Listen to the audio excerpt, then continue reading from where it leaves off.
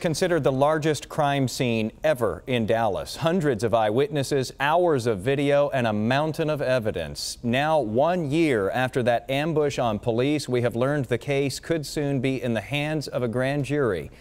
Here's Rebecca Lopez.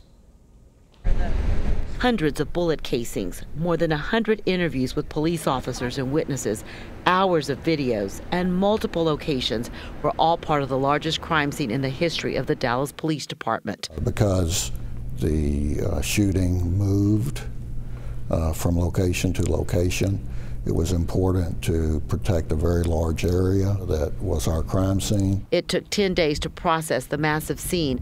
Federal agents and detectives meticulously logged every piece of evidence. They've literally taken thousands of hours worth of statements from witnesses and people who were involved in the incident. The Dallas Police Department's Special Investigative Unit has worked almost an entire year with the FBI piecing together a timeline that starts from the moment the first shot was fired until the Dallas Police Department sent in a robot with C4 explosives to blow up the shooter.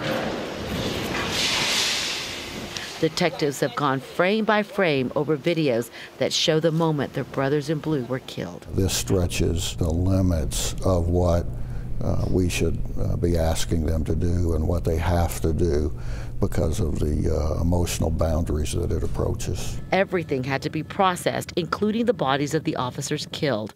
Officer Brent Thompson's family told us they weren't allowed to touch their son in the hospital room. I wanted to touch him, and they said, you can't touch him because he is a part of a crime investigation. Because so many officers fired their weapons that night and used lethal force to stop the shooter, the case now goes to a Dallas County grand jury for review. The only fair, just, impartial, and proper thing to do would be to conduct this investigation with the same meticulous diligence that we would with any other investigation. Commanders on the scene say killing the shooter was the only way to keep him from killing others.